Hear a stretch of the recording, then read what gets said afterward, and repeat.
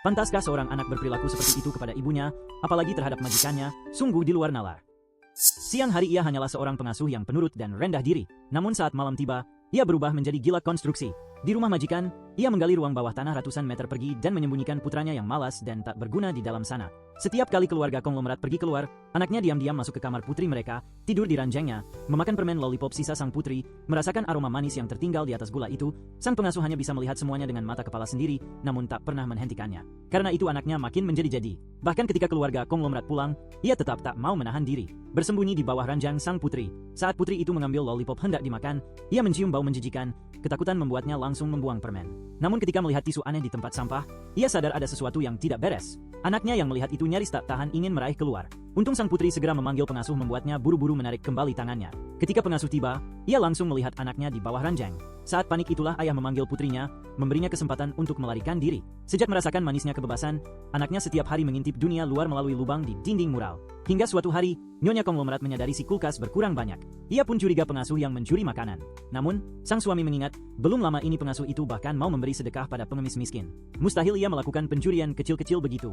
Ia pun menenangkan istrinya, mengatakan mungkin karena urusan sekolah putrinya. Pengasuh jadi lebih banyak makan, menyuruhnya jangan berpikir macam-macam, dan segera tidur. Tak disangka malam itu, anaknya justru keluar dari ruang bawah tanah, mengintip Nyonya saat mandi. Untung sang pengasuh menemukannya tepat waktu, membawanya ke kamar lain. Dengan cemas ia berkata, jika ada yang tahu, akibatnya akan fatal. Sambil mengangkat tongkat hendak memukulnya. Namun bukannya takut, anaknya malah menantangnya untuk membunuhnya sekalian. Ia berteriak marah. Dirinya hidup 20 tahun, bahkan tangan wanita pun belum pernah ia sentuh. Sekarang melihat sebentar saja tidak boleh. Untuk apa ia masih hidup? Pengasuh itu gemetar. Menyadari dirinya memang banyak berhutang pada anaknya. Akhirnya ia mengizinkan anaknya keluar sesekali. Namun berpesan harus hati-hati. Jika ketahuan pasti akan masuk penjara.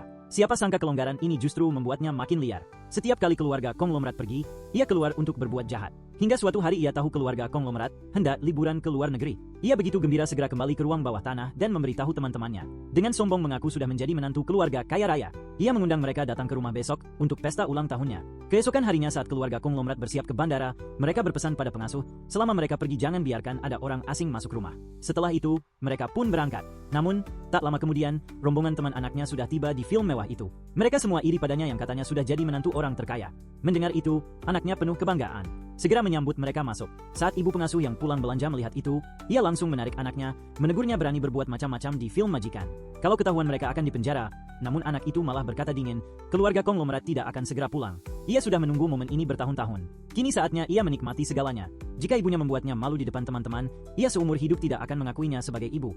Pengasuh hanya bisa setuju dengan air mata tertahan.